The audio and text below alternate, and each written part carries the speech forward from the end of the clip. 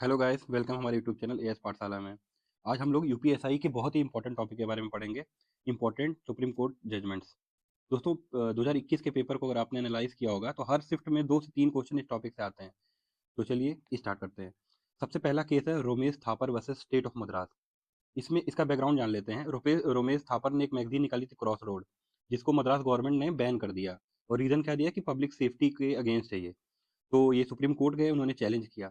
तो supreme court ने क्या बोला कि freedom of speech and expression जो आर्टिकल 19(1)(a) में गारंटीड है, ये डेमोक्रेसी के लिए बहुत इंपॉर्टेंट है। अगर इस पे कोई रिस्ट्रिक्शन लगाना है या कोई रोक लगाना है, तो जो आर्टिकल 19(2) में रीजंस दिए हैं, ठीक है, उसी रीजंस के अगर अंडर आता है तभी आप इस पे रोक लगा सकते हैं। जैसे कि पब्लिक ऑर्डर, सेफ्टी, मोरालिटी, ठीक है, डिसेंसी और नेशनल इंटीग्रिटी। ये कंडीशंस हैं, इन्हीं के अकॉर्डिंग ही आप रोक लगा सकते हैं। और मद्रास गवर्नमेंट ने क्या किया था कि आर्बिट्ररी ही रोक लगा दी थी इस मैगजीन पे। तो ये सुप्रीम कोर्ट गए और इनके हित में ये फैसला आया। तो ये पहला हो गया 1950 का judgement, Romesh Thapar versus state of Madras. आगे आते हैं। फिर था Champakam Dorairajan versus state of Madras. इसमें क्या था कि caste based reservation education institute में दिए गए थे उस समय। फिर ये चैलेंज हुए सुप्रीम कोर्ट में, और सुप्रीम कोर्ट ने क्या किया, इसको स्ट्रक डाउन कर दिया। इसको असंवैधानिक बता दिया, अनकॉन्स्टिट्यूशनल बता दिया। सुप्रीम कोर्ट ने क्या क्या लॉजिक दिया कि फंडामेंटल राइट का वायलेशन नहीं हो सकता सोशल जस्टिस लागू करने के लिए। तो अब क्योंकि सुप्रीम कोर्ट ने देखिए इसको स्ट्रक डाउन कर दिया, तो पार्लियामेंट के पास क्या रास्ता बचता? पार्लियामेंट ने कॉन्स्टिट्यूशन को ही अमेंड कर दिया। इस फैसले के बाद पहला कॉन्स्टिट्यूशनल अमेंडमेंट एक्ट आया। उसमें सरकार ने क्या किया, आर्टिकल 15 में एक क्लॉज डाला 4, और उसमें बोला कि जितने भी सोशली और एजुकेशनली, ठीक है, बैकवर्ड क्लास हैं, उनके लिए गवर्नमेंट प्रोविजंस बता सकती है। जैसे कि उनके लिए रिजर्वेशन दे सकती है, उनकी फीस रिलैक्स कर सकती है। ये सारी चीज़ें आर्टिकल 15(4) जोड़ा गया। तो ये state of Madras versus Champakam Dorairajan के फैसले के बाद आया था। आगे बढ़ते हैं। अगला है Shankari Prasad Singh versus union of India. इसमें भी वही क्वेश्चन उठा कि क्या पार्लियामेंट फंडामेंटल राइट को अमेंड कर सकता है कि नहीं कर सकता है। तो सुप्रीम कोर्ट पहले बहुत ही नैरो व्यू लेके चलता था। वो सरकार के हर फैसले को सही मानता था, क्योंकि देश आज़ाद हुआ था, नई नई सरकार बनी थी, तो ये गुडविल था सरकार का उस समय गवर्नमेंट का कि गवर्नमेंट जो फैसला लेगी वो सही होगा। तो सुप्रीम कोर्ट पार्लियामेंट को ही सही मानता था। उन्होंने बोला कि जो भी गवर्नमेंट कुछ भी अगर अमेंड कर सकती है, चाहे फंडामेंटल राइट भी अमेंड करना हो तो कर सकती है। तो शंकरी प्रसाद सिंह वाले में क्या हुआ कि फंडामेंटल राइट अमेंड हो सकता है। निष्कर्ष यानी कंक्लूजन ये निकला कि फंडामेंटल राइट अमेंड किया जा सकता है। आगे आते हैं। अगला केस है स्टेट ऑफ बिहार वर्सेस बाल मुकुंद शाह। ठीक है, स्टेट ऑफ बिहार वर्सेस बाल मुकुंद शाह। इसमें यह है कि अगर भी गलत तरीके से कोई भी अगर सबूत इकट्ठा किया गया है, ठीक है, उसको रिलायबल नहीं माना जाएगा। सुप्रीम कोर्ट ने ये बोला था। तो इसमें याद रखिए, इसमें कोई बहुत इंपॉर्टेंट नहीं है। बस ये है कि पुलिस कोई भी गलत तरीके से, ये नहीं कि मार के या कुछ भी टॉर्चर करके स्टेटमेंट निकलवा ले तो इसको कोर्ट एक्सेप्ट नहीं करेगा। अगला आता है Bengal immunity company versus state of Bihar act. इसमें क्या था कि उस समय की जो इतनी भी स्टेट गवर्नमेंट थी वो क्या करती थी कि इंटर स्टेट जो ट्रेड हो रहा है उसको टैक्स करती थी। और सुप्रीम कोर्ट ने बोला कि आर्टिकल 286 के तहत ऐसा किया नहीं जा सकता। मतलब कि इंटर स्टेट कॉमर्स को टैक्स नहीं किया जा सकता। ये बहुत इंपॉर्टेंट है। इसमें 2 क्वेश्चन बन सकते हैं। पहला तो आर्टिकल 286, और दूसरा ये केस किसके बारे में है, तो टैक्स और इंटर स्टेट ट्रेड के बारे में है। अगले पे आ जाते हैं। Sajjan Singh versus state of Rajasthan. इसमें क्या था कि पार्लियामेंट उस समय क्या करती थी कि कुछ कोई भी एक्ट ऐसा मतलब हो जो लैंड रिफॉर्म लागू करने थे, ठीक है। तो क्योंकि अगर लैंड रिफॉर्म अगर सरकार लागू कर रही है तो किसी ना किसी की ज़मीन ले रही है, तो वो उसका राइट टू प्रॉपर्टी का हनन हो रहा है। तो उससे बचने के लिए वो उसको 9 शेड्यूल में डाल देती थी, बचने के लिए। तो वो चैलेंज हुआ, सज्जन सिंह में पहली बार ये चैलेंज हुआ। और सुप्रीम कोर्ट ने क्या किया, वही बात कि पार्लियामेंट कर सकती है ऐसा। पहले क्योंकि नैरो व्यू लेके चलती थी पुराने सारे केसेस में, पार्लियामेंट को ही सही माना जाता था। तो सुप्रीम कोर्ट ने क्या बोला कि parliament has wide power to amend the constitution including fundamental rights. फिर आगे आते हैं। Golaknath state of Punjab. ये बहुत इंपॉर्टेंट है। ये हर एग्जाम में जिस भी एग्जाम में अगर पूछा जाता है, अगर लैंडमार्क जजमेंट पूछे जाते हैं, तो गोलकनाथ ज़्यादातर चांसेस है कि पूछा ही जाएगा। इसमें क्या है कि parliament can not amend fundamental right. जो सुप्रीम कोर्ट पहला जजमेंट लेके चलती थी, पहले पार्लियामेंट को सुप्रीम मानती थी और बोलती थी कि पार्लियामेंट कुछ भी कर सकती है। गोलकनाथ केस से उसने रिवर्स यू टर्न मार दिया कि अब नहीं, पार्लियामेंट कुछ भी कर सकती है पर फंडामेंटल राइट को अमेंड नहीं कर सकती है। तो उन्होंने क्या किया कि पार्लियामेंट की पावर को रिस्ट्रिक्ट किया गोलकनाथ में। आगे आते हैं। AK Kraipak versus union of India. अच्छा, इसमें क्या था, इसके बारे में थोड़ा बैकग्राउंड बता दूं। ये जो थे AK क्रैपैक, ये इंडियन फॉरेस्ट सर्विस के मेंबर थे, ठीक है। और एक कोई वैकेंसी आई समझिए, वैकेंसी में ये भी एक उम्मीदवार कैंडिडेट थे, और ये सिलेक्शन बोर्ड में भी थे। मतलब ये एक कैंडिडेट भी हैं और जो कमेटी सेलेक्ट कर रही है उसके मेंबर भी हैं। तो ये चैलेंज किया गया कि कैसे इसमें बायसनेस होने के बहुत सारे चांसेस थे। इसको किया गया चैलेंज सुप्रीम कोर्ट में। तो सुप्रीम कोर्ट में उस समय एक डॉक्ट्रिन चलती थी कि कोई भी जज अपने केस को नहीं देख सकता, मतलब अपने केस में कोई खुद जज नहीं हो सकता। तो ये प्रावधान पहले सिर्फ जुडिशियल चीजों तक के लिए था, जुडिशियल या क्वासी जुडिशियल, एडमिनिस्ट्रेटिव चीजों के लिए नहीं था। पर सुप्रीम कोर्ट ने इस केस में ये बोला कि चाहे वो एडमिनिस्ट्रेटिव भी हो, उसमें भी ये नेचुरल जस्टिस का सिद्धांत लागू होगा। ठीक है, नेचुरल जस्टिस क्या कहता है कि बायसनेस नहीं होना चाहिए, कोई भी प्रोसेस हो फेयर होना चाहिए। तो ये केस इसी से रिलेटेड है। आगे बढ़ते हैं दोस्तों, RC Cooper versus union of India. ठीक है, ये इसको फेमस बैंक नेशनलाइजेशन केस कहते हैं। अच्छा, इसकी भी बैकग्राउंड जान ले। आरसी कूपर क्या थे उस समय, आपको याद होगा कि 1969 में 14 बैंकों का नेशनलाइजेशन हुआ था, मतलब राष्ट्रीयकरण हुआ था। ठीक है, इनको सरकारी बना दिया गया था। तो आरसी कूपर उस समय बैंक के एक शेयर होल्डर हुआ करते थे। तो ये इन्होंने सुप्रीम कोर्ट में चैलेंज किया कि ये जो नेशनलाइजेशन हुआ है मेरे राइट टू प्रॉपर्टी, ठीक है, उस समय right to property fundamental right हुआ करता था, राइट टू प्रॉपर्टी के खिलाफ है। ठीक है, के खिलाफ है। तो इस जजमेंट में सुप्रीम कोर्ट ने बोला कि rights are not water type compound, मतलब कि जो मौलिक अधिकार है अलग अलग खानों में नहीं बटे हैं, बल्कि एक दूसरे से जुड़े हुए हैं। गवर्नमेंट राइट ले सकती है, मतलब गवर्नमेंट राइट टू प्रॉपर्टी के को मतलब क्या कहते हैं, सुपरसीड कर सकती है, पर उसको फेयर कंपनसेशन देना होगा। अगर गवर्नमेंट फेयर कंपनसेशन नहीं दे रही है तो वो आपकी प्रॉपर्टी नहीं ले सकती है। ठीक है, ये इसमें था। आगे आते हैं, Kesavananda Bharati versus state of Kerala. ये बिगेस्ट, ये भी बहुत इंपॉर्टेंट, स्टार मार्क कर लीजिए। ये अब तक के भारतीय इतिहास का बिगेस्ट कॉन्स्टिट्यूशनल जजमेंट है। इसमें सुप्रीम कोर्ट ने कहा, क्या कहा कि पार्लियामेंट चाहे तो कुछ भी अमेंड कर सकती है, बस एक शर्त है, सॉरी, अमेंड कर सकती है, बस शर्त क्या है कि बेसिक स्ट्रक्चर संविधान का वो नष्ट नहीं होना चाहिए। ठीक है, और बेसिक स्ट्रक्चर में क्या क्या आता है, rule of law, judicial review, separation of power, fundamental right, secularism, और भी बहुत सारी चीज। मतलब ये एक इवॉल्विंग कॉन्सेप्ट है। ठीक है, ये धीरे धीरे इसका जो ये बहुत वाइड है, ये बढ़ता जाएगा, बहुत सारी चीजें इसमें आ सकती हैं। ठीक है, तो ये आप याद रखिएगा, बहुत इंपॉर्टेंट है। आगे आते हैं, इंदिरा गांधी वर्सेस राजनारायण, ये भी बहुत इंपॉर्टेंट है। राजनारायण ने क्या किया था कि इंदिरा गांधी को अलेज किया था कि उन्होंने इलेक्शन करप्ट प्रैक्टिस से जीता है, और हाई कोर्ट में इसको चैलेंज किया, और हाई कोर्ट ने क्या किया, ये बात सही मानी और इंदिरा गांधी के इलेक्शन को खारिज कर दिया। ठीक है, तो पार्लियामेंट ने उस समय कानून बनाया कि क्या कहते हैं कि इलेक्शन प्रक्रिया में सुप्रीम कोर्ट हस्तक्षेप नहीं कर सकता। पर बाद में सुप्रीम कोर्ट ने क्या किया, इसको भी खारिज किया। सुप्रीम कोर्ट ने यह माना कि parliament can not pass law to protect a specific election from judicial review. क्यों? क्योंकि इससे फ्री और फेयर इलेक्शन भंग होता है, और फ्री एंड फेयर इलेक्शन किसका पार्ट है, बेसिक स्ट्रक्चर का पार्ट है। यानी पार्लियामेंट ऐसा कोई भी कानून नहीं बना सकती जिसमें सुप्रीम कोर्ट का हस्तक्षेप ना हो इलेक्शन में। मतलब कि ये नहीं कि इलेक्शन फेयर नहीं है, चीटिंग से हो रहे हैं और सुप्रीम कोर्ट भी कुछ ना करे, सुप्रीम कोर्ट को नहीं रोका जा सकता। आगे आइए, एडीएम जबलपुर वर्सेस शिवकांत शुक्ला, या इसको हेबियस कॉर्पस केस भी कहते हैं। दोस्तों ये हमारे मतलब देश के इतिहास में सबसे डार्क केस बोला जाता है, डार्केस्ट जजमेंट, मतलब सुप्रीम कोर्ट का सबसे डार्केस्ट जजमेंट इस केस में आया था। ठीक है, इसमें क्या था, सुप्रीम कोर्ट ने ये माना था, ये इमरजेंसी के बाद का है, कि citizen have no right to life और liberty if article 21 is suspended. क्योंकि इमरजेंसी जब लगाई जाती है तो सारे फंडामेंटल राइट सस्पेंड हो जाते हैं।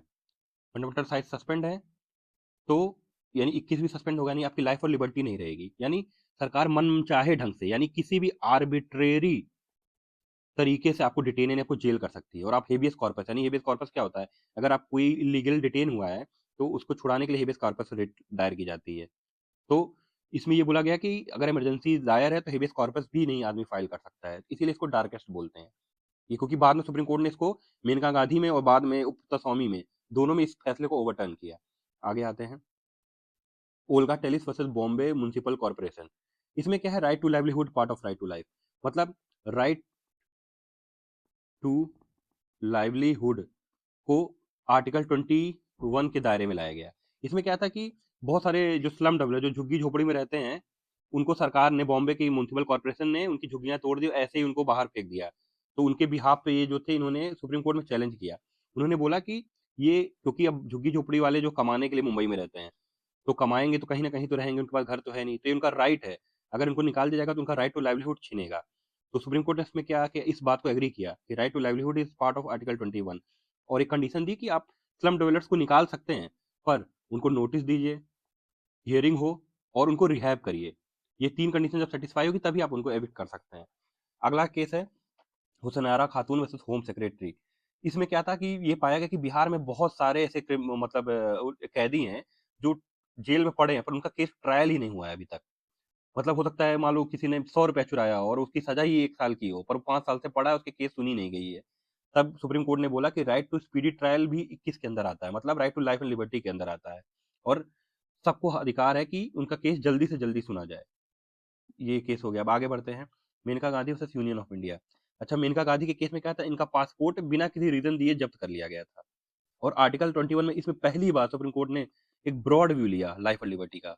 इससे पहले केसेस में लाइफ और लिबर्टी को बहुत नैरो माना जाता था, पर इस केस से सुप्रीम कोर्ट ने लाइफ और लिबर्टी में ज्यादा से ज्यादा चीजों को इंक्लूड करना स्टार्ट कर दिया। ठीक है, और ये बोला कि अगर राइट टू लाइफ और लिबर्टी छीननी है तो प्रोसेस जस्ट होना चाहिए, फेयर और रीजनेबल होना चाहिए, वो आर्बिट्ररी एक्शन से नहीं लिया जा सकता है। और मीनिंग ऑफ पर्सनल लिबर्टी को भी इसमें पहली बार एक्सपेंड किया गया था। आगे आते हैं, Minerva Mills versus union of India. इसमें क्या है कि जो 42nd अमेंडमेंट एक्ट 1976 में किए गए थे कि डीपीएसपी को लागू करने के लिए अगर फंडामेंटल राइट छीन भी रहे हैं तो उसको नहीं कैंसिल किया जा सकता। तो मतलब इंदिरा गांधी गवर्नमेंट ने इस एक्ट के थ्रू ये ला दिया था कि अगर कोई भी डीपीएसपी लागू करना है, भले भी वो फंडामेंटल राइट के खिलाफ हो, तो डीपीएसपी ही पावरफुल माना जाएगा। तो इसको क्या कहते हैं, इस केस से इसको खारिज किया गया था और बोला गया था कि डीपीएसपी और फंडामेंटल राइट एक बैलेंस, इनके बीच में एक बैलेंस है, एक तराजू के दो पहलू हैं दोनों, इसमें से कोई भी ये नहीं माना जा सकता कि ज्यादा पावरफुल है। आगे आते हैं, Bachchan Singh versus state of Punjab. इसमें क्या था कि डेथ पेनल्टी की जो संवैधानिक वैधता को बरकरार रखा गया था, कि मतलब इसमें ये चैलेंज किया गया था कि डेथ पेनल्टी को बैन कर देना चाहिए, पर उन्होंने बोला था कि नहीं, डेथ पेनल्टी इंडिया में बैन नहीं हो सकता। हाँ, एक डॉक्ट्राइन लाई थी रेयरेस्ट ऑफ रेयर केस, कि मतलब अगर डेथ पनिशमेंट देना है तो वो रेयरेस्ट ऑफ रेयर होना चाहिए, नॉर्मल केसेस में नहीं दे सकते। आगे आते हैं, Ram Jawaya Kapur versus state of Punjab. इसमें क्या किया था कि एग्जीक्यूटिव का क्या पावर होगा। जैसे आपको पता होगा कि हमारे पार्लियामेंट में 3 विंग, लेजिस्लेटिव, एक्जीक्यूटिव और जुडिशरी, और तीनों इंडिपेंडेंट हैं और तीनों की पावर है। तो लोगों को ये होता है कि एग्जीक्यूटिव का पावर डिफाइंड नहीं होता, लेजिस्लेटिव का पावर तो लोगों को पता है कि पार्लियामेंट संविधान के अकॉर्डिंग चलेगा, और सरकारें क्या क्या एग्जीक्यूटिव एक्शन में कुछ भी एक्शन ले लेती थी। तो यहाँ पे क्या किया गया, एक्सप्लेन किया गया कि एग्जीक्यूटिव क्या क्या कर सकती है। तो सुप्रीम कोर्ट ने ये बोला कि एग्जीक्यूटिव की पावर लेजिस्लेटिव के बराबर है, बस वो वायलेट नहीं करना चाहिए कोई भी लॉ को।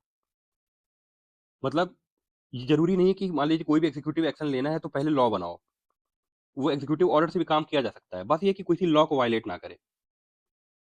ये मोटा मोटी इस बात से, इस मतलब एक्ट से निकलता है कि एग्जीक्यूटिव चाहे तो किसी भी काम करने के लिए एग्जीक्यूटिव ऑर्डर से काम कर सकता है, जरूरी नहीं कि हर चीज के लॉ बनाया जाए, बस वो किसी को वायलेट नहीं करना चाहिए। आगे आते हैं, women raw versus union of India. इसमें क्या था, अब आपको पहले पता होगा कि 9 शेड्यूल में भी कोई भी अगर गवर्नमेंट उसमें कानून डाल देती थी तो वो जुडिशियल रिव्यू से बच जाता था। हालांकि बाद में केशवानंद भारती में सुप्रीम कोर्ट ने इसको भी खारिज कर दिया, उन्होंने बोला कि चाहे 9 शेड्यूल में हो उसको भी सुप्रीम कोर्ट रिव्यू कर सकता है। तो यहाँ पे वोमन रॉ यही कहता है। आगे आते हैं, मोहम्मद अहमद खान वर्सेस शाहबानू बेगम। शाहबानू बेगम को डाइवोर्स दे दिया गया, तो इसके लिए उन्होंने कोर्ट गया, उनको मेंटेनेंस के लिए वो कोर्ट गई। तो सुप्रीम कोर्ट ने ये फैसला दिया कि उनको मेंटेनेंस मिलना चाहिए। बाद में इस पे हालांकि डिबेट हुआ और यूनिफॉर्म सिविल कोड की मांग हुई, पर इस केस से बस आपको इतना याद रखना है कि ये मुस्लिम विमेंस मेंटेनेंस आफ्टर डाइवोर्स से रिलेटेड है। ठीक है, आगे आते हैं कि होतो होलोहन वर्सेस जैचिलू। इसमें क्या है कि जो 10th शेड्यूल को सुप्रीम कोर्ट ने सही बताया, बस एक शर्त रखी कि ये भी जुडिशियल रिव्यू के अंदर आएगा।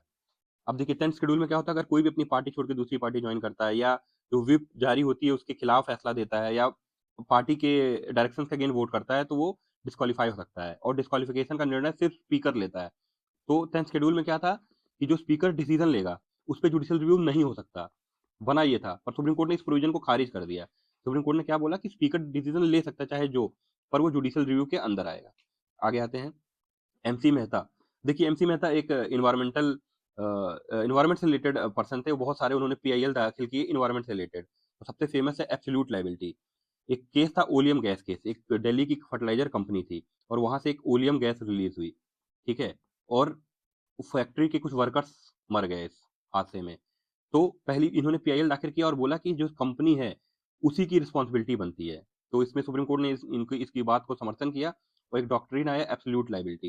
एब्सोल्यूट लायबिलिटी क्या कहता है, अगर कोई हजार्डस नेचर की इंडस्ट्री है, ठीक है, हजार्डस नेचर की इंडस्ट्री है, उससे अगर कोई भी लॉस हो रहा है तो इसमें कोई रिलैक्सेशन नहीं दे सकता, वो कंपनी ही लायबल होगी, कोई भी रिलैक्सेशन नहीं दिया जाएगा। आगे आते हैं, देखिए, और इन्होंने क्लीन यू गंगा से रिलेटेड पीआईएल किया, पॉल्यूशन कंट्रोल इन दिल्ली, व्हीकुलर एमिशन नॉर्म्स, सब कई चीजों में इन्होंने पीआईएल दाखिल किया था। इनका नाम याद रखिएगा, इन कई सारे केसेस इनसे रिलेटेड हैं। आगे आते हैं, और ये तो हमने पीछे देख लिया है। Madhu Kishwar versus state of Bihar, ये किससे रिलेटेड है, जो ट्राइबल वुमेन्स हैं उनकी जो इनहेरिटेंस राइट यानी जो संपत्ति की विरासत होती है उससे रिलेटेड है। तो आप जानते हैं कि ट्राइबल के कुछ लोकल कस्टम्स होते हैं, ट्राइबल्स के लोकल कस्टम्स होते हैं, और उसमें क्या है, वुमेन्स को कुछ राइट नहीं मिलते हैं। ठीक है, तो इन्होंने इसी को चैलेंज करने के लिए सुप्रीम कोर्ट में केस किया, पीआईएल दाखिल किया कि वुमेन्स को राइट मिलना चाहिए। तो सुप्रीम कोर्ट ने इनकी बात को एग्री किया, पर एक कंडीशन ये भी दिया कि कुछ कस्टम्स को नहीं छेड़ा जाना चाहिए, क्योंकि ट्राइबल्स का अपना नेचर ऑफ गवर्नेंस है। आगे आते हैं, Gita Hariharan versus reserve bank of India. इसमें क्या था कि एक चाइल्ड का नेचुरल गार्जियन कौन होगा। दोस्तों, उस समय तक क्या था, जो गार्जियनशिप, हिंदू गार्जियनशिप एक्ट था, सिर्फ फादर को ही नेचुरल गार्जियन मानता था, कि फादर ही नेचुरल गार्जियन हो सकता है, पर इस केस से मदर को भी माना गया कि mother can also be a natural guardian. बाद में ये वुमेन्स पेरेंटल राइट के लिए बहुत ही एक अच्छा फैसला माना जाता है। Gita Hariharan versus reserve bank of India. अगला केस है R Gandhi versus union of India. यह case national company law tribunal से रिलेटेड है। अब अच्छा, आप लोग जानते हैं कि ट्रिब्यूनल क्या होता है। ट्रिब्यूनल एक क्वासी जुडिशियल बॉडी होती है, तो मतलब इनका वर्क जुडिशरी से रिलेटेड होता है, पर फुली जुडिशरी से रिलेटेड नहीं होता है। तो गवर्नमेंट ने जो भी ट्रिब्यूनल बनाया था, गवर्नमेंट अपने मनमानी तरीके से उसके मेंबर्स अपॉइंट करती थी। तो सुप्रीम कोर्ट ने इस केस में इसको चैलेंज किया और मतलब इसको खारिज किया, क्योंकि सुप्रीम कोर्ट ने बोला कि इनका नेचर है जुडिस क्वासी जुडिशियल नेचर का है, तो इनके अपॉइंटमेंट में एक सीजीआई या कोई जुडिशरी से रिलेटेड होना ही चाहिए। आगे आते हैं, T N Godavarman Thirumulpad versus union of India case. अच्छा, इस केस को बिगेस्ट फॉरेस्ट कंजर्वेटिव केस माना जाता है, ये भी इंपॉर्टेंट है, ये रिपीट हुआ है कई बार। इसमें सुप्रीम कोर्ट ने जो फॉरेस्ट के डिवीजन है उसको एक्सपेंड किया। पहले फॉरेस्ट सिर्फ कुछ ही एरिया माने जाते थे। मान लीजिए कहीं पे जो रिजर्व फॉरेस्ट, जिसने गवर्नमेंट ने जो रिकॉर्ड में फॉरेस्ट किया है, तो उसी को फॉरेस्ट माना जाता था। तो मान लीजिए कहीं नेचुरली बहुत सारे पेड़ पौधे झाड़ उगाए हैं, तो उसको फॉरेस्ट नहीं माना जाता था। तो पर इस जजमेंट से सुप्रीम कोर्ट ने वाइडर व्यू लिया, और कहीं भी अगर मान लीजिए नेचुरली बहुत सारे पेड़ पौधे हैं तो उसको भी फॉरेस्ट माना। और फॉरेस्ट मानने से ये हुआ कि अगर उस लैंड को गवर्नमेंट कट कर रही है या उसको डाइवर्ट कर रही है किसी और चीज के लिए, तो उसको सेंटर की परमिशन चाहिए। अगर मान ली कोई भी स्टेट गवर्नमेंट किसी भी फॉरेस्ट एरिया पे इलीगल कटिंग कर रही है या कुछ ऐसा उसका है कि उसका यूज डाइवर्ट कर रही है माइनिंग के लिए वगैरह, तो सेंट्रल का परमिशन चाहिए, सेंट्रल गवर्नमेंट। आगे आते हैं, Mohini Jain versus state of Karnataka. अच्छा, इसी केस में राइट टू एजुकेशन को भी राइट टू लाइफ मतलब एनलिबर्टी 21 के अंदर माना गया। इससे पहले तक ये नहीं माना जाता था। इसमें क्या था, मोहिनी जैन एक एमबीबीएस स्टूडेंट थी, और इन्होंने उस समय कर्नाटक गवर्नमेंट ने क्या किया था कि डोनेशन, आपको डोनेशन पता होगा, कॉलेज में एडमिशन के लिए पैसे देने होते हैं, तो गवर्नमेंट कॉलेजेस में भी डोनेशन को एक्सेप्ट कर लिया था कर्नाटक गवर्नमेंट ने। तो इन्होंने सुप्रीम कोर्ट में चैलेंज किया कि ये हमारे राइट टू एजुकेशन के खिलाफ है। तो इस केस से वो जो डोनेशन जो गवर्नमेंट कॉलेजेस है उसमें बंद कर दिया गया। आगे आते हैं, उन्नी Krishnan versus state of Andhra. हाँ, इसमें राइट टू एजुकेशन में थोड़ा सा सुप्रीम कोर्ट ने अपने डिसीजन को करेक्ट किया और उसको लिमिटेड फंडामेंटल राइट बना दिया, मतलब सिर्फ 6 से 14 साल के बच्चों के लिए। क्योंकि आप देखेंगे मोहिनी जैन में राइट टू एजुकेशन को लाइफ एंड लिबर्टी के अंदर मान लिया था, पर कितना उसका पावर होगा, कितना स्कोप होगा, इसको डिफाइन नहीं किया था। और बाद वाले, इसके जस्ट बाद वाले जजमेंट में 6 to 14 ईयर्स के बच्चे के लिए ये लिमिटेड फंडामेंटल राइट माना गया। आगे आते हैं, Kedarnath Singh versus state of Bihar. इसमें क्या था, देखिए, एक सेडिशन लॉ आपको पता ही होगा कि गवर्नमेंट क्या करती थी कि कुछ भी अगर आपने सरकार के खिलाफ लिखा तो उसको सेडिशन मान लिया जाता था कि ये देशद्रोह है। तो सुप्रीम कोर्ट ने इस केस में माना कि pure criticism of government not sedition, मतलब अगर सरकार की आप आलोचना करते हैं तो आपको देशद्रोही नहीं माना जा सकता है। अगला केस आते हैं, रामलीला मैदान इंसिडेंट वर्सेस होम सेक्रेटरी।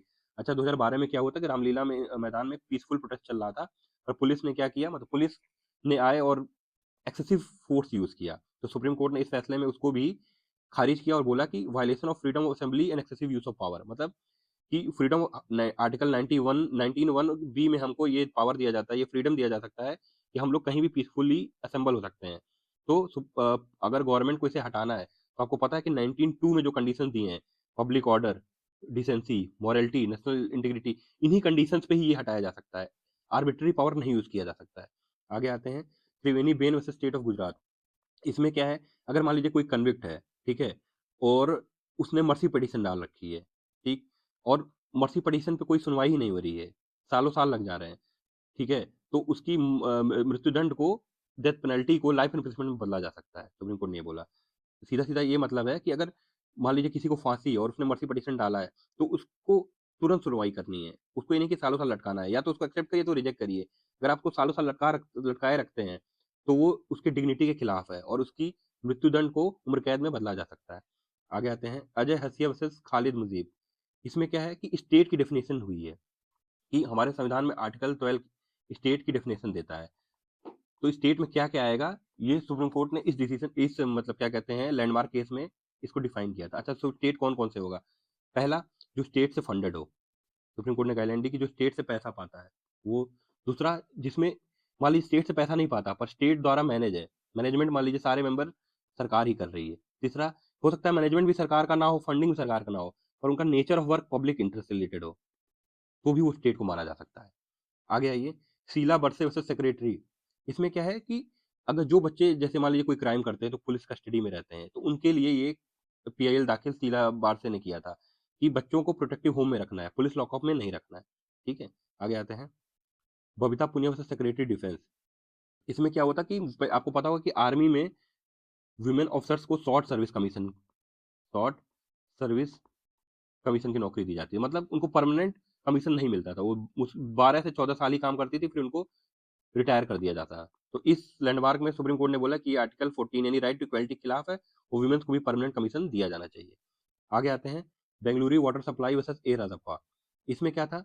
इसमें ये है कि इंडस्ट्री को जो डेफिनेशंस को थोड़ा-सा वाइड कर दिया गया। बहुत सारी चीज़ों को भी इंडस्ट्री में काउंट करना स्टार्ट कर दिया सुप्रीम कोर्ट ने। जो नैरो डेफिनेशन थी उसको वाइड कर दिया। आगे आते हैं, Vincent versus union of India. इसमें क्या था कि राइट टू हेल्थ को भी right to life and liberty का पार्ट माना गया। Integral to right to life and liberty. अगला आते हैं, Spencer and co versus Vishwavardhan distributors. इस केस में क्या था कि अनफेयर ट्रेड प्रैक्टिसेस, इसको एड्रेस किया गया। क्या होता था, जो स्पेंसर एक कंपनी थी और विश्वदर्शन नाम की कंपनी क्या कि उन्होंने भी स्पेंसर नाम को यूज कर दिया। वो बोला कि हम तो बस एक स्पेंसर बहुत कॉमन नेम, हम वही यूज कर रहे हैं। तो सुप्रीम कोर्ट ने इसमें बोला कि नहीं, जहां भी कंफ्यूजन जैसा स्कोप बन रहा है तो वो उसको भी रेगुलेट करना होगा। या आप किसी ब्रांड का जिसका नाम बहुत अच्छा है, उसकी गुडविल बनी होती है, तो उसको आप ऐसे यूज नहीं कर सकते। तो यही केस बाद में वो राइट टू पेटेंट के लिए एक ग्राउंड बना था। आगे आते हैं, Ratan Tata versus union of India. इसमें क्या था कि right to privacy applies even to public figure, यानी कोई बहुत ही फेमस सेलिब्रिटी है तो उसकी भी राइट टू प्राइवेसी होती है। किस केस में नहीं होती है? अगर उसमें कुछ पब्लिक इंटरेस्ट इन्वॉल्व हो। ठीक है? यानी कुछ पब्लिक इंटरेस्ट इन्वॉल्व हो तभी आप उसकी प्राइवेसी भंग कर सकते हैं, वरना उनको भी राइट टू प्राइवेसी है। ये नहीं कि उनके बारे में कोई भी चीज़ मीडिया में चलाई जाए, अफ़वाह फैलाई जाए। आगे आते हैं, Indian council for environmental legal action versus union of India. इसमें क्या था कि जो पॉल्यूट कर रहा है वही पे करेगा। एक यानी डॉक्ट्रिन आई थी पॉल्यूटर्स पे प्रिंसिपल, यानी जो फैक्ट्री पॉल्यूट कर रही है वही क्या कहते हैं कंपनसेशन देगी, और उस मलबे को साफ करने या कीचड़ को साफ करने के लिए क्लीन अप कॉस्ट भी वही पे करेगी। आगे आते हैं, Aruna Shanbaug versus union of India. इसमें सुप्रीम कोर्ट ने पैसिव यूथनेसिया को एक्सेप्ट किया था, वो भी सिर्फ एक्सेप्शनल केस में। ठीक है? अब पैसिव और एक्टिव यूथनेसिया में अंतर क्या होता है? एक्टिव यूथनेसिया में क्या होता है कि जैसे इंजेक्शन देके मार दिया या डायरेक्टली कुछ ऐसा किया कि वो तुरंत मर जा रहा है। पैसिव में क्या होता है कि मान लीजिए कोई है कोमा में है बहुत दिन से, तो उसके लाइफ सपोर्ट्स हटा दिए जाते हैं या उसकी धीरे-धीरे उसको कुछ-कुछ दवाइयाँ कम दी जाती हैं जिससे वो धीरे-धीरे मर जाए। तो ये एक्सेप्शनल केस में इंडिया में सुप्रीम कोर्ट ने बोला कि दिया जा सकता है और कंडीशंस उसकी ले डाउन की। आगे आते हैं, Manoj Narula versus union of India. इसमें क्या है कि ministers with criminal background shouldn't be part of government. अच्छा, इस पीआईएल के द्वारा सुप्रीम कोर्ट ने बोला, क्या कहते हैं कि जो भी ऐसा कोई मिनिस्टर है और उस पे कोई क्रिमिनल केस होता है तो उसको क्या कहते हैं मिनिस्ट्रियल पद नहीं दिया, यानी वो उसका एमपी एमएलए अगर वो है तो वो छीन जाएगी। इसी जजमेंट से वो आया। सॉरी। आगे आते हैं, national NALSA versus union of India. इसमें क्या, वो जो ट्रांसजेंडर पर्सन होते हैं उनको थर्ड जेंडर पहली बार एक्सेप्ट किया गया और उसके राइट टू डिग्निटी इक्वलिटी को आइडेंटिफाई किया गया। आगे आते हैं, Shreya single versus union of India.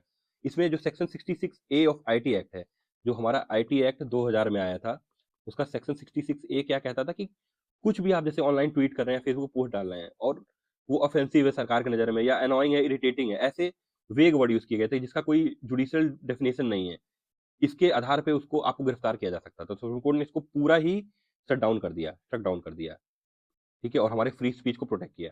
आगे आते हैं, Subramanian Swamy versus union of India. Subramanian Swamy ने ये केस दायर किया और ये बोला कि जो आईपीसी 499 है, यानी आईपीसी की धारा 499 क्या कहती है? मानहानि यानी डिफेमेशन। इन्होंने बोला कि डिफेमेशन को इस प्राविधान कोई कैंसिल कर देना चाहिए। डिफेमेशन जैसा कुछ नहीं होता है। पर सुप्रीम कोर्ट ने नहीं इनकी बात को नहीं माना और बोला कि यहाँ पे हमारे यहाँ क्या कहते हैं, फ्री स्पीच इंपॉर्टेंट है, पर डिग्निटी भी इंपॉर्टेंट है। ये नहीं कि आप बोल रहे हैं तो किसी को कुछ भी अफवाह फैला सकते हैं, गाली दे सकते हैं, ऐसा नहीं है। आपकी फ्रीडम ऑफ स्पीच प्रोटेक्ट रहेगी, पर किसी की डिग्निटी को आप हर्ट नहीं कर सकते। यानी मानहानि इंडिया में अभी भी दायर की जा सकती है। आगे आते हैं, मोहम्मद अहमद खान वर्सेस शाहबानो बेगम। ये केस ही है जो ट्रिपल तलाक का प्रिकसर है, मतलब इसी के बाद ट्रिपल तलाक वाला केस आया था।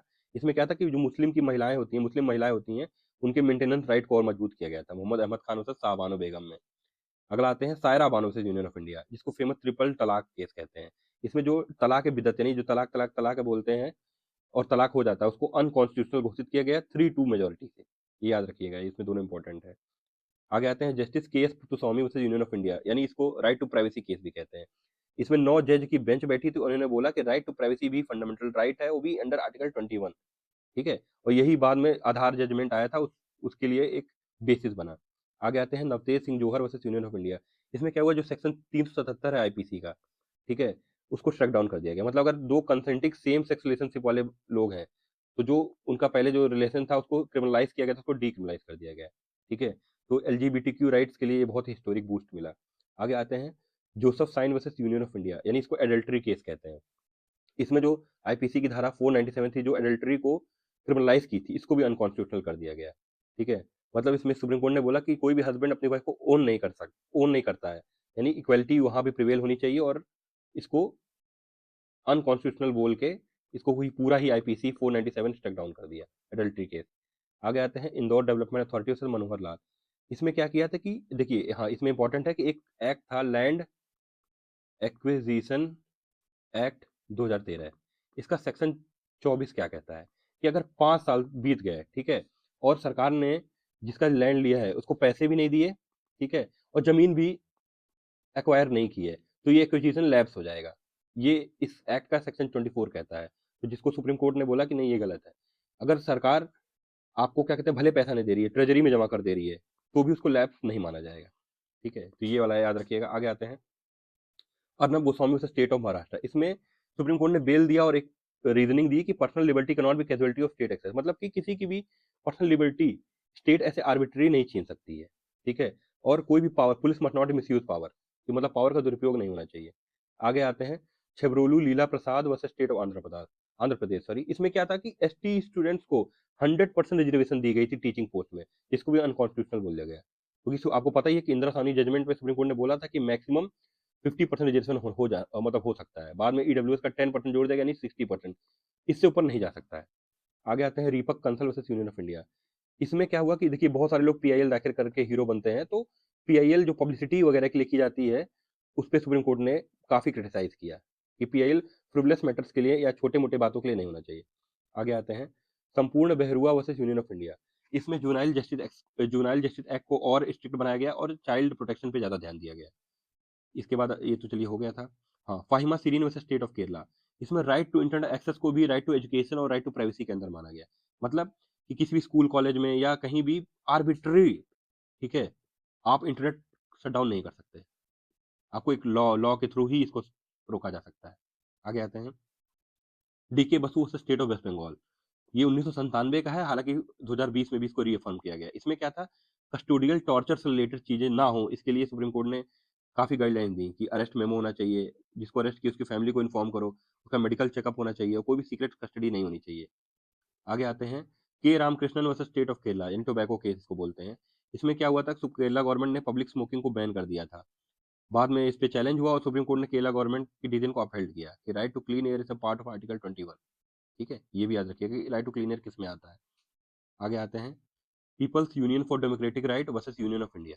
इसमें क्या था कि अगर कोई, देखिए मान लीजिए हर स्टेट अपने यहाँ मिनिमम वेज क्या होगा ये डिक्लेयर करती है। मान लीजिए कहीं पे मिनिमम वेज 600 है और कोई किसी को हायर करता है और 500 ही देता है, यानी इसको माना जाता है फोर्स लेबर, और फोर्स लेबर आर्टिकल 23 के अंडर प्रोटेक्टेड है कि नहीं किया जा सकता।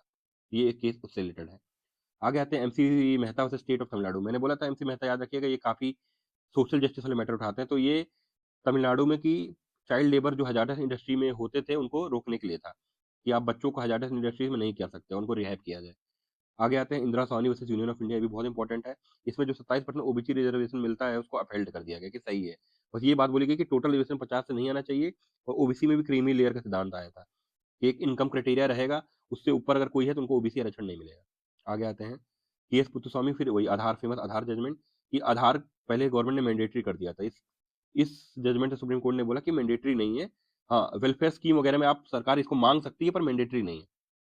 आगे आते हैं आरसी कूपर केस, ये दोस्तों हम लोग देख चुके हैं ऊपर। हाँ, मिट्ठू वर्सेस स्टेट ऑफ पंजाब।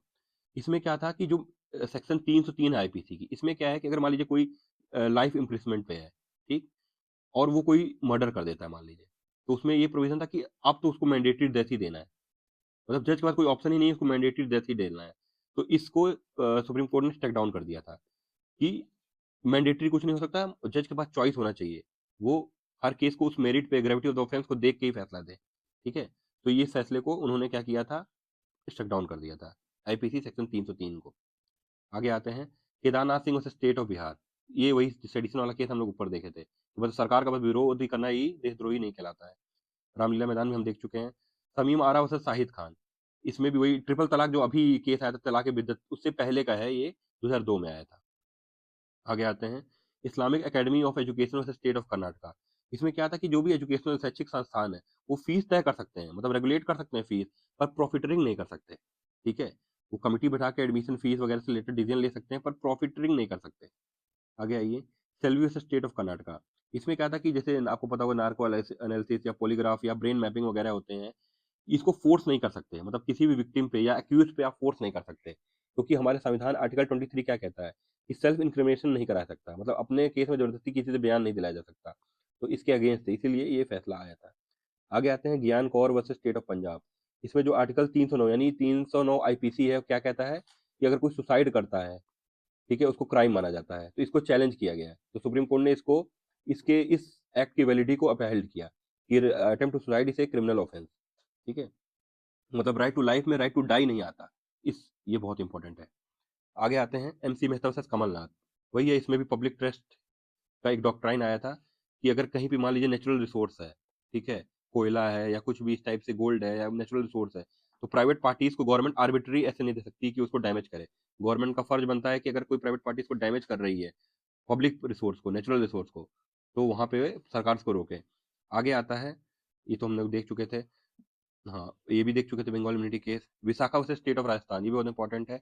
इसमें क्या हुआ था कि पॉस गाइडलाइंस आई थी सुप्रीम कोर्ट ने कि prevention of sexual harassment at work place, ये वर्क प्लेसेस पे औरतों के साथ जो भी यौन उत्पीड़न या सेक्सुअल हरासमेंट होता है उसको रोका जाए, कुछ गाइडलाइंस जारी की गई थी।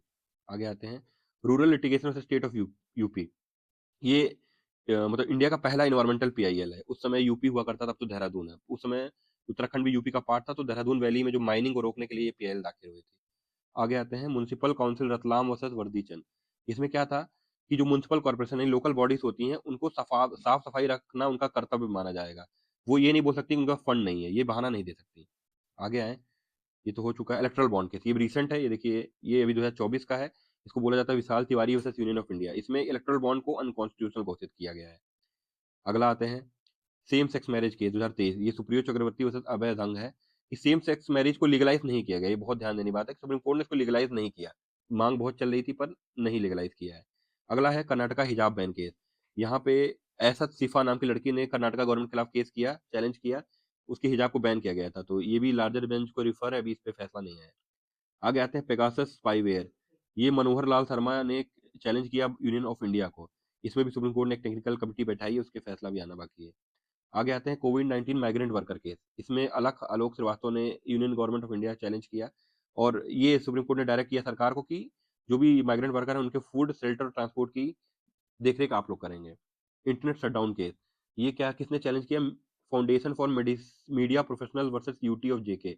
इसमें ये बोला गया कि इंडेफिनिट, मतलब अगर इंटरनेट शटडाउन हो रहा है तो इंडेफिनिट पीरियड तक नहीं होना चाहिए, तो कुछ समय बाद आपको बहाल करना ही करना पड़ेगा। अगला है सुदर्शन न्यूज हेट स्पीच। इसमें सुदर्शन न्यूज के एंकर ने एक यूपीएससी जिहाद नाम का शो चलाया था, जिसको फिरोज इकबाल खान ने चैलेंज किया, और सुप्रीम कोर्ट ने उनके हक में फैसला सुनाया और इस प्रोग्राम को रोक लगा दी। आगे आते हैं रोहिंग्या डिपोर्टेशन केस। रोहिंग्या को इंडिया से डिपोर्ट यूनियन गवर्नमेंट ने करना स्टार्ट कर दिया। तो ये मोहम्मद सलीमुल्लाह, ये भी एक रोहिंग्या थे, इन्होंने चैलेंज किया, तो सुप्रीम कोर्ट ने खैर स्टे लगाने से इनकार कर दिया और डिपोर्टेशन को सही बताया। अगला है सेंट्रल विस्ता केस। जो सेंट्रल विस्ता यानी जो नया पार्लियामेंट बन रहा था, तो इसको चैलेंज किया राजीव सूरी ने। और सुप्रीम कोर्ट ने यहाँ भी गवर्नमेंट पार्लियामेंट के डिसीजन को सही बताया और ये सेंट्रल विस्टा को मंजूरी दे दी। अगला है नीट रिजर्वेशन केस 2021। इसमें नील ओरिलो न्यूनेस ने गवर्नमेंट ऑफ इंडिया को चैलेंज किया रिजर्वेशन के रिलेटेड। हालांकि इसमें भी यही फैसला आया कि 27% ओबीसी और 10% ईडब्ल्यूएस कोटा अपहेल्ड है, ये लागू रहेगा। आगे आते हैं, जो ईडब्ल्यूएस रिजर्वेशन 2022 में दिया गया, उसके खिलाफ ये चैलेंज हुआ। जनहित अभियान नाम के एनजीओ ने चैलेंज किया और बोला कि ईडब्ल्यूएस रिजर्वेशन नहीं देना चाहिए। हालांकि ये भी सुप्रीम कोर्ट ने स्ट्राइक डाउन कर दिया और बोला कि 10% रिजर्वेशन अपहेल्ड कर दिया। अगला आता है जल्लीकट्टू केस। इसको एनिमल वेलफेयर बोर्ड ने यूनियन गवर्नमेंट ऑफ इंडिया के को चैलेंज किया और बोला कि इसको बैन करिए। हालांकि इसमें भी जल्लीकट्टू जो फेस्टिवल जो एक गेम होता है उसको अपहेल्ड कर दिया गया। तो दोस्तों ये सारे लैंडमार्क केसेस थे। ये 2021 के सारे शिफ्टों में रिपीट हुए हैं और हर एक मतलब एक शिफ्ट में 2 से 3 क्वेश्चन इससे डायरेक्ट आए हैं। तो इसको आप अच्छे से रिवाइज कर लीजिए। मिलते हैं नेक्स्ट वीडियो में।